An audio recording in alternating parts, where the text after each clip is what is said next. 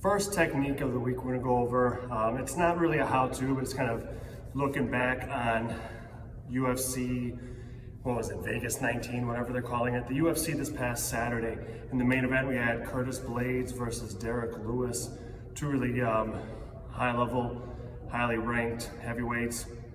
Blaydes is an excellent wrestler, has dominated just about every fight he's ever been in with his, with game plans predicated on his wrestling. He made no bones about the fact that he was going to try to control and dominate Derrick Lewis with his wrestling. Derrick Lewis is known for his knockout power, and he ended up getting the knockout again against Blaydes in the second round. After losing the first round, despite hurting Blaydes, Derrick Lewis got a right hand or rear uppercut as Curtis was changing levels and shooting in for a takedown. So we're going to look at those last moments. A lot happened, a lot of interesting stuff happened before that. We're going to try to look at the last moments and why Blaydes got stunned, how he put himself in a position to get put out by Derrick Lewis the way he did, and what Derrick Lewis did in order to make it happen for himself. After the fight, Lewis said, "That was the one punch I was waiting on the whole fight."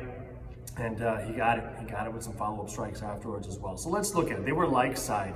I don't know how this is going to come off in the video. If it's going to look like I have my right and my left foot forward. I'm right-handed, so I'm going to be standing with my left foot forward. Both fighters in the main event, Lewis and Blaydes, were standing that way as well. Let's imagine that I'm Blaydes, and the heavy bag is Derrick Lewis. I have my lead left foot forward, as does my opponent. Blaydes had his left leg forward, and Lewis had his left leg forward. So in the finishing sequence, there's really three things that Blaydes did that hurt him, I feel, and that Lewis was able to take advantage of, and apparently that he was expecting Blaydes to do. Number one, he shot in for a takedown without setting it up. Blaydes has really excellent takedown timing.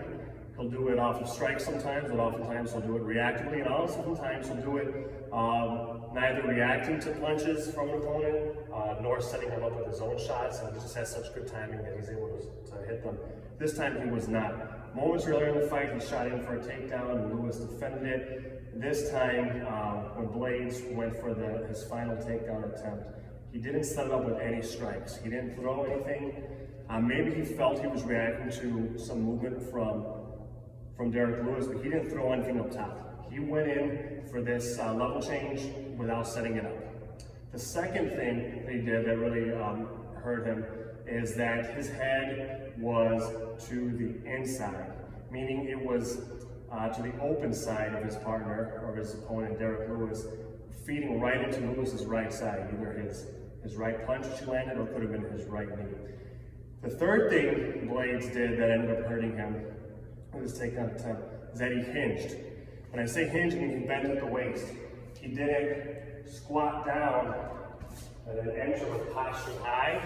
He actually hinged over, which is very common. It just happens. It happens with fatigue. It happens when you're hurt. It happens. People do it all the time. And oftentimes good wrestlers, even if they have an entry with kind of bad posture, once they make connection or they connect their hands, are able to chain wrestle and still finish the takedown. This time, it just didn't work well. So one, he telegraphed his shot by not setting it up with any strikes.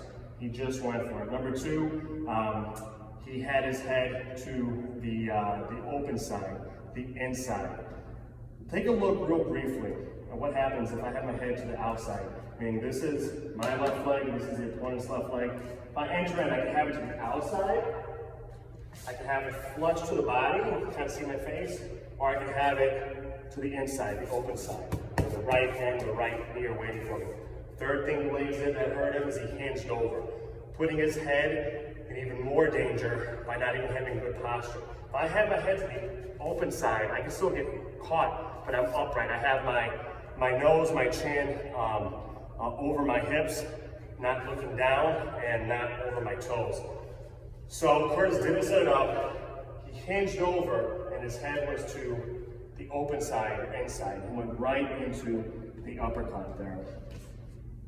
What we're not really talking about is how Curtis shoots low. He could have easily level changed initiated contact a little higher, and then work and drop lower to the hips. He usually shoots him pretty low. He's got a great low shot. This time it just didn't work out for him. And I guess Lewis was really waiting for it. He said he was waiting for this rear uppercut or rear knee. He anticipated Blaydes shooting in without a setup. He anticipated perhaps Blaydes' head coming to the inside, and he certainly welcomed the fact that Blaydes hinged over instead of having an upright posture. So keep that in mind when you're going with people with like side stances and you really want to shoot in on them. When you can, let's try to set up our shots, because even the best get caught. Chris Weidman got caught like that with a knee from Yoel Romero. It doesn't get any better than Curtis Blaydes, doesn't get any better than Chris Weidman, but even they can get caught with these things, these mistakes that happen. So really try to set up your shots whenever possible, unless you think you're really reacting in time. Also, let's try to keep upright posture. And I'm not saying you can't have your head to the inside. There's risk to having it to the outside. If you have your head to the outside and your posture is low, you can get front headlock guillotine, you can get your head stuffed, you can cross face and lift it up. There's risk everywhere. The risk to having it on the open side of a light side opponent is that you're feeding into their power side. They can connect with their strong side knee or their strong side uppercut. So keep those things in mind. Even the greats get caught. This is not a criticism of these fighters that are so much better than I and so much more knowledgeable than I. It's just observations. Even the best make mistakes, and that's usually how these fights are won and lost amongst great fighters. Dozens of mistakes usually made by each fighter in every fight. Whoever takes advantage of the others, whoever makes fewer, is usually who's able to win. So hope you guys enjoyed the fights. There were some great ones. There were some rough ones to watch. That's the beauty and the horror of fighting go hand in hand. Thanks for watching. See you guys in class. Let me know if you have any questions in the comments.